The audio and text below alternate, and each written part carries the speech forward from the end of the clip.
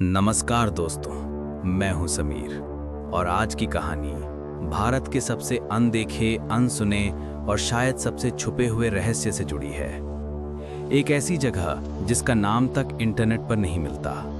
एक ऐसा कब्रिस्तान जहां रात होते ही कब्रें खुद ब खुद खुल जाती हैं और जहां के लोग अब भी मानते हैं कि कुछ आत्माएं अपनी कब्रें बदलती रहती हैं। दोस्तों, यह है मिजोरम के घने पहाड़ों की गोद में छुपा थिंगदुल भुतहा कब्रिस्तान। एक ऐसी जगह जहां अंधेरा होते ही कोई कदम रखने की हिम्मत नहीं करता। थिंगदुल एक छोटा सा गांव था। चारों तरफ जंगल, पहाड़ और एक डरावनी स्थिर चुप्पी। गांव से करीब आधा किलोमीटर दूर एक पुराना कब्रिस्तान था। लोग कहते थे कुछ कब्रें रात में जाग जाती हैं। राहुल और आयुष, दो डॉक्यूमेंट्री मेकर, इस रहस्य को कैमरे में कैद करने मिजोरम पहुंचे थे।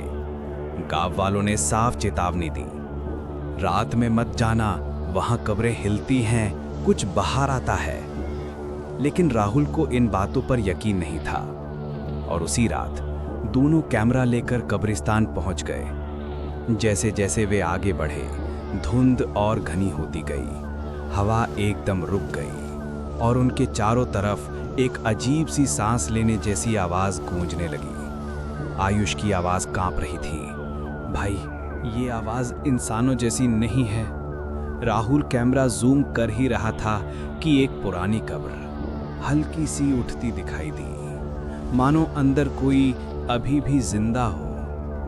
मिट्टी धीरे धीरे खिसकने लगी, कब्र का पत्थर अपने आप सरक गया। आयुष डर से पीछे हट गया।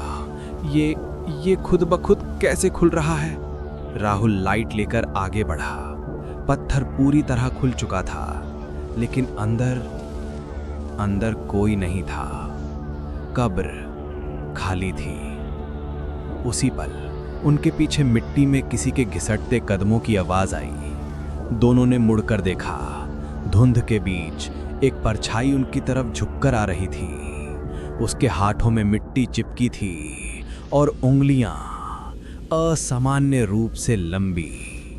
आयुष चीखा, रन! दोनों दौड़ने लगे, लेकिन वो परछाई हवा की तरह तेजी से उन तक पहुंच रही थी। राहुल फिसलकर गिर पड़ा। आयुष पीछे मुड़ा। परछाई राहुल के बिल्कुल पास थी। उसने उसके कान के पास झुककर धीरे से फुसफुसाया, मेरी कब्र कहाँ है? आयुष ने राहुल को उठाकर खींचा और दोनों किसी तरह कब्रिस्तान से निकलकर गांव की तरफ भागे। सुबह जब गांव वाले उनके साथ कब्रिस्तान पहुंचे, वही कब्र जिसे उन्होंने रात में खुलते देखा था फिर से बंद थी, लेकिन एक चीज बदल चुकी थी। कब्र के पत्थर पर नए ताजा निशान थे, जैसे किसी ने अंदर से उसे खरोचा हो। उस रात के बाद राहुल ने कभी एक शब्द भी नहीं बोला और आयुष आज भी अपनी नींद में वही आवाज सुनता है, मेरी कब्र कहाँ है?